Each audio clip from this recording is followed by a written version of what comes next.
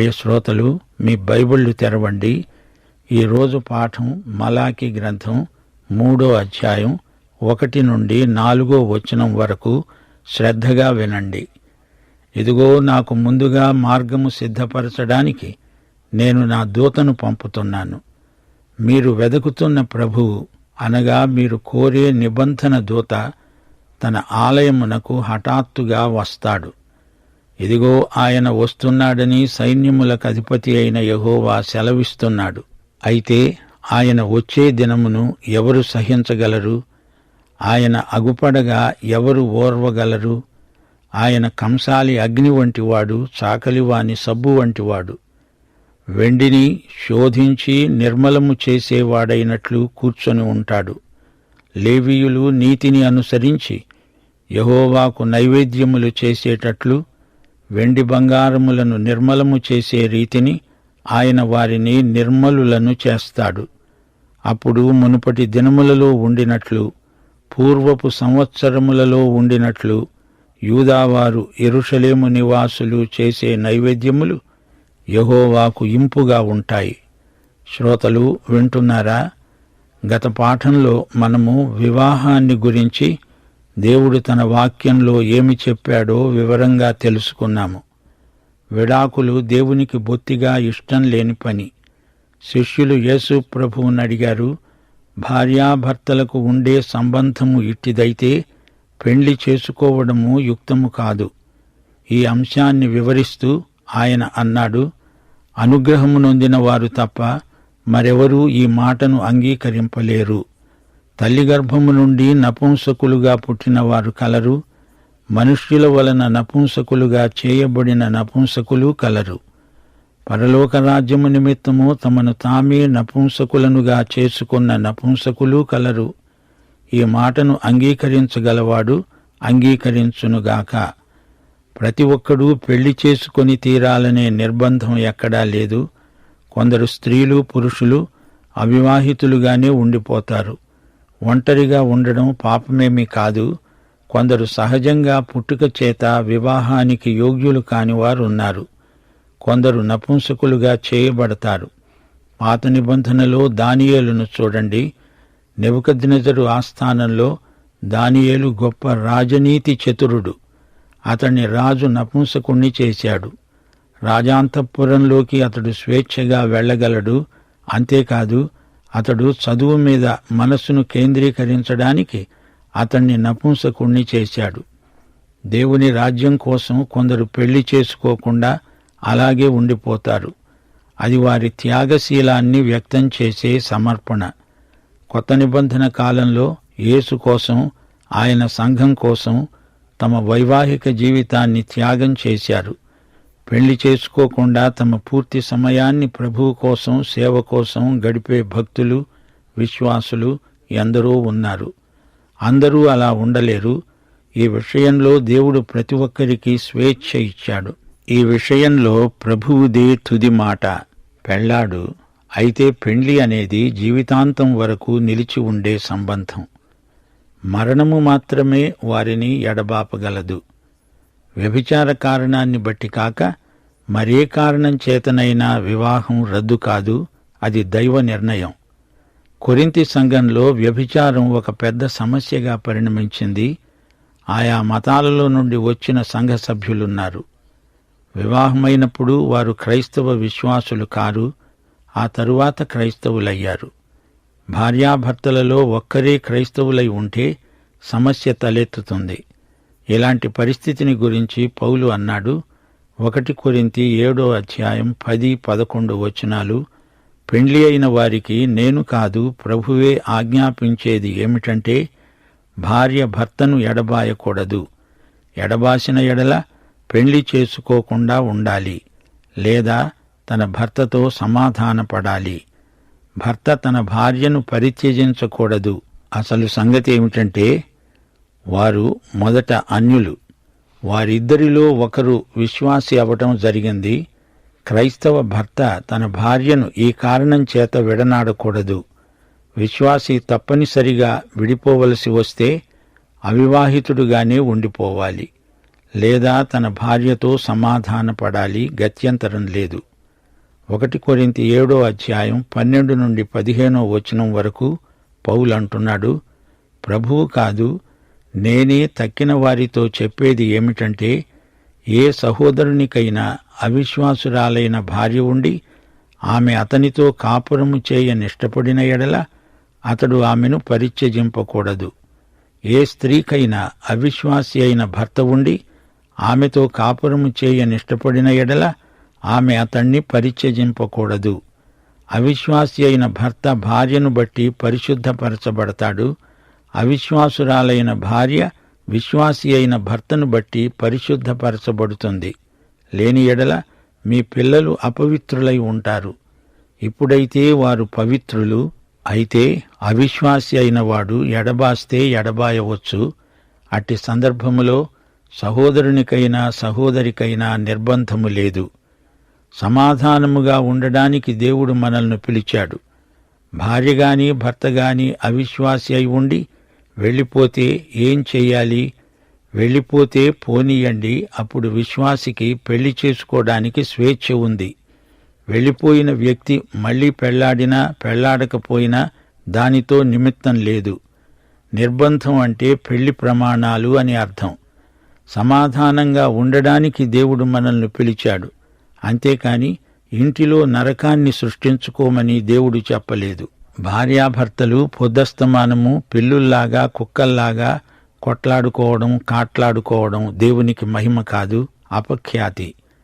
సమాధాన దృక్పథంతో తీర్మానాలు శాంతియుతంగా చేయవలసి ఉంది. వ్యభిచార కారణం ఒకటి, అవిశ్వాసం మరొకటి. ఈ రెండిటిలో విశ్వాసి ఎంతో సంయమనం పాటించాలి. మన దేవుడు దీర్ఘశాంతము గలవాడు. కొన్ని సందర్భాలలో భార్యాభర్తలు విడిపోతారు. అయినా వారు పెళ్లి చేసుకునేటప్పుడే జాగ్రత్తగా ప్రార్థనపూర్వకంగా తీర్మానం చేసుకోవాలి. వివాహమే సమస్యతో మొదలైనప్పుడు విడాకులతో సమస్య తీరిపోదు. కొందరు విడిపోయినా విడాకులు కోరకూడదు. విడిపోయిన వారు మారుమనస్సు పొంది తిరిగి కలుసుకోవడం అసాధ్యమేమీ కాదు. అయితే దేవుని హెచ్చరిక ఇదే: క్రైస్తవ గృహం శాంతి నివాసం, ఆనందసీమ అయి ఉండాలి. గృహసీమ కరాటే కేంద్రం కాదు, కుస్తీ పట్ల రంగం కాదు. అది ప్రేమ నిలయం. దేవుని నిర్ణయం కాక మనుషుల తీర్మానమైతే సమస్యల వెంట సమస్యలు ఉత్పన్నమవుతాయి. దేవుని చిత్తము పరలోకములో లాగే ఇక్కడ క్రైస్తవ గృహములో నెరవేరాలి కదా. విడాకులు పాపమా అని మీరడుగుతారని మాకు తెలుసు. అవును, విడాకులు పాపమే. హత్యలాగే అన్ని పాపాల్లాగే ఇది పాపమే. హత్య చేసిన వాడు రక్షించబడగలడు. అవునా? శిలువ మీద వేలాడుతున్న దొంగను చూడండి. అతడు యేసు ప్రక్కనే ఉన్నాడు. అతడు రక్షించబడ్డాడు. యేసు ప్రభు శిలువ మీద చనిపోయాడు. లోకములోని మానవులందరి పాపము కోసమై ఆయన చనిపోయాడు. శిలువ మీది దొంగ హంతకుడు కూడా. అతడు యేసుక్రీస్తునందు విశ్వాసముంచాడు. యేసు రక్తం అతణ్ణి కడిగివేసింది. అతడు రక్షించబడ్డాడు. విడాకులనే పాపం చేసినవాడు రక్షించబడగలడు. విడాకులు అనేది పాపాల జాబితాలో నుండి తీసి ప్రత్యేకంగా రాయకండి. పాపి పాపము నుండి పరిశుద్ధతలోకి రక్షించబడతాడు. రక్షించబడిన వ్యక్తి దేవునికి ఏది మహిమో అదే చేస్తాడు. రక్షణ పొందకముందే విడాకులిచ్చిన వారు, విడాకులకు గురి అయిన వారు ఉన్నారు. అందరి పట్ల ఇదే నియమం పనిచేస్తుంది. యేసుక్రీస్తు దగ్గరికి వస్తేనే కాని పాపం క్షమించబడదు. క్షమించబడి రక్షించబడిన వ్యక్తి ప్రార్థనపూర్వకంగా తీర్మానం చేసుకోవాలి. కొత్త ఆరంభం చెయ్యాలి. ప్రియ శ్రోతలు, మలాకీ గ్రంథం 3వ అధ్యాయం 2 దూతలను గురించి చెబుతోంది. మొదటి దూత మార్గము సిద్ధపరుస్తాడు. ఈ దూత బాప్తిస్మకుడైన యోహాను. రెండో దూత నిబంధన దూత. ఈయన యేసుక్రీస్తు. బాప్తిస్మకుడైన యోహాను విషయం 4 సువార్తల్లోనూ ప్రస్తావించబడింది. అయితే యేసుక్రీస్తును నిబంధన దూతగా సువార్తలలో ఏ సువార్తికుడు పేర్కొనలేదు. నిబంధన దూత అన్నప్పుడు ఇది మొదటి రాకడను గురించింది కాదు, ఆయన విమోచకుడుగా కాదు, తీర్పరిగా వస్తాడు. ఇది రెండో రాకడ. రాజ్య సంస్థాపనార్థమై వస్తాడు. భూమిపై చెలరేగిన తిరుగుబాటును అణిచివేస్తాడు. మొదటిసారి ఆయన వచ్చినప్పుడు లూకాసు వార్త 12:14 అన్నాడు, ఓయి, మీ మీద తీర్పరిగానైనా పంచిపెట్టేవానిగానైనా నన్నెవడు నియమించాడు? ఆస్తుల పంపకంలో తగాదా తీర్చవలసిందని ఒకడు అడిగిన దానికి జవాబుగా ప్రభువు ఈ మాట అన్నాడు. మొదటిసారి ఆయన రక్షించటానికి వచ్చాడు. ప్రియశ్రోతలు, మొదటి రాకడ కృప, రెండో రాకడ తీర్పు.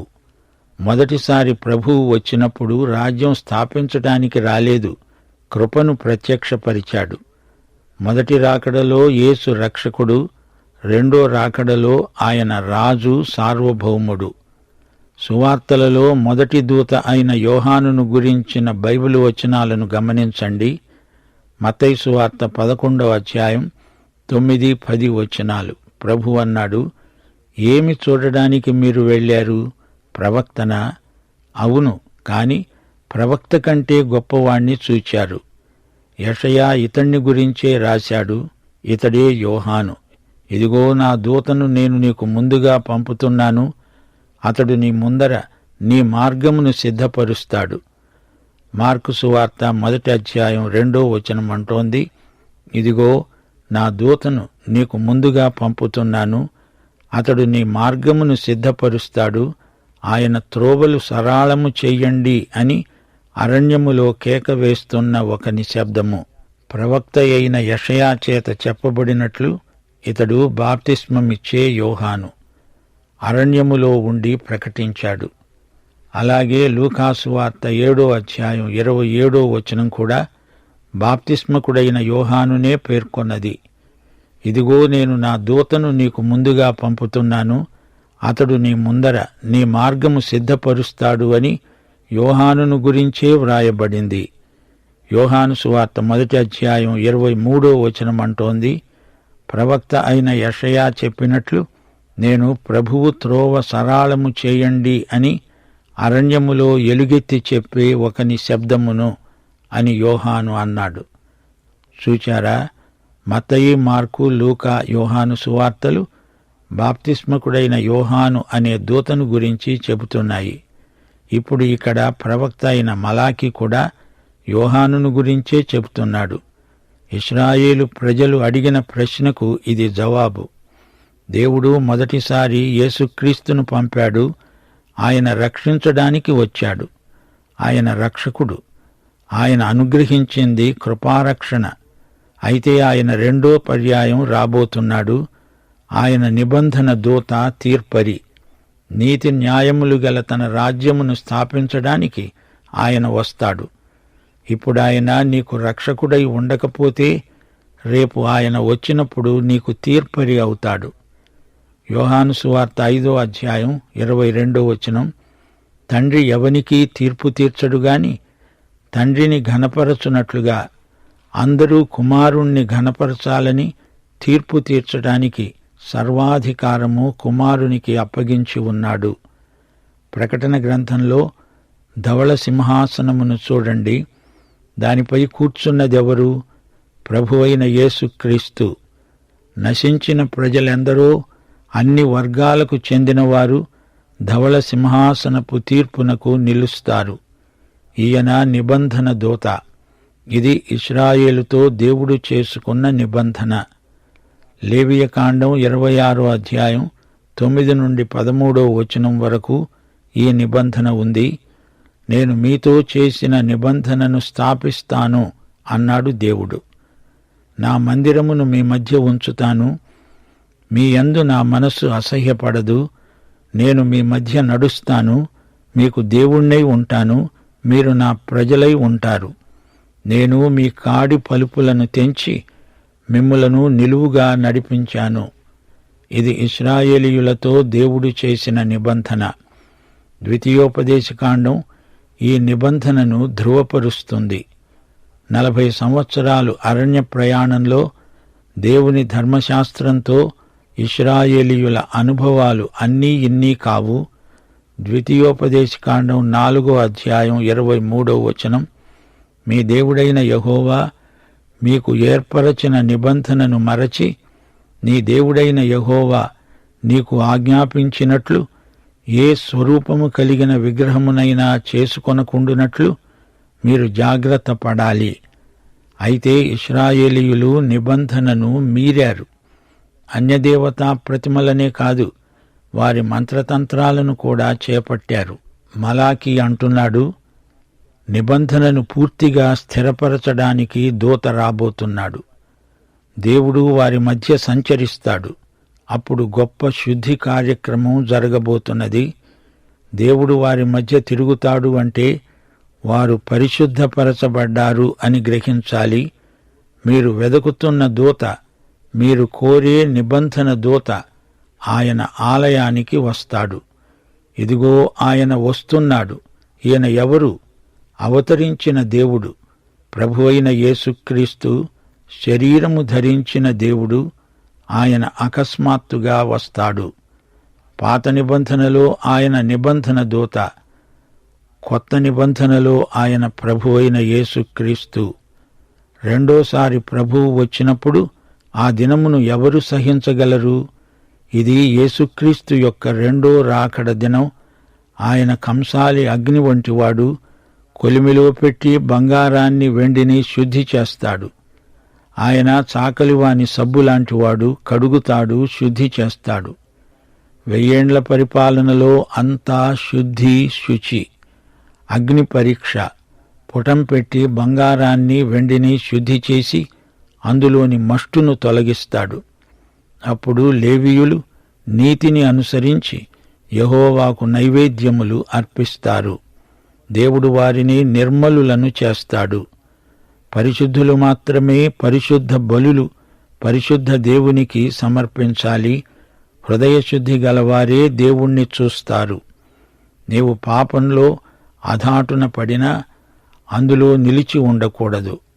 పాపం చేస్తూ మరో చెంప మతాచారాలు పాటిస్తాను అంటే అది దేవునికి బొత్తిగా ఇష్టం లేదు.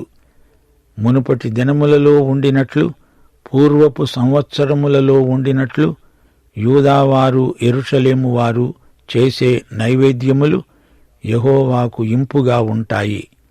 పూర్వము సొలొమోను కాలంలో వారి మంచి సాక్ష్యం భూదిగంతాల వరకు వ్యాపించింది.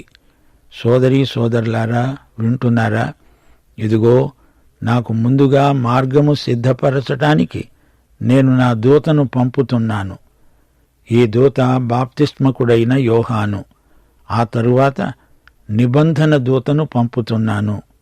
ఈ నిబంధన దూత మెస్సియా. ఆయన రెండోసారి వస్తాడు. ఆయన స్వర్ణకారుని అగ్ని, రజకుని సబ్బు. ప్రతి మానవునికి శుద్ధి కావాలి. వేదాంతుల ఆలోచనలు, మత విషయిక ఆచారాలు, సాంఘిక కట్టుబాట్లు, అన్ని రంగాలలో శుద్ధి కావాలి. మానవుని వ్యక్తిగత జీవితం శుద్ధీకరించబడాలి. శుద్ధి కాని వెండిలో మష్టు చేరి ఉంటుంది. మానవుని స్వభావం కూడా అంతే. దేవుడు చేసిన మంచి సృష్టి పాపమనే మష్టు చేత అపవిత్రమైపోయింది. దేవుని కొలిమిలో పుటం పెడితేనే గాని మష్టు మకిలి పోదు. వెండిని 7 సార్లు శుద్ధి చెయ్యాలి. మష్టు ఉన్నంతకాలం దేవుడు దానిని వాడుకోలేడు. యేసు వచ్చి తన ప్రజలను శుద్ధీకరిస్తాడు. ఆయన పరమ సువర్ణకారుడు, పరమ రజకుడు. ముగింపులో 4వ వచనం మరోసారి జ్ఞాపకం చేసుకుందాము. మునుపటిలాగా యూదావారు, యెరూషలేము వారు చేసే నైవేద్యాలు ఆయనకు ఇంపై ఉంటాయి. మానవుని అర్పణ తనకు ఇంపై ఉన్నది అని దేవుడు చెప్తున్నాడంటే అందులో దేవుని కృప మనకు స్పష్టంగా కనిపిస్తోంది. దేవునికి స్తోత్రం. క్రీస్తునందే మనం దేవునికి ఇంపైన ఆధ్యాత్మిక అర్పణలు సమర్పించగలం. పాఠం ఇంతటితో సమాప్తం. ప్రభువైన యేసుక్రీస్తు వారి కృప, తండ్రి అయిన దేవుని ప్రేమ, పరిశుద్ధాత్మ యొక్క అన్యోన్య సహవాసము మనకందరికీ సదాకాలము తోడై ఉండునుగాక. ఆమేన్.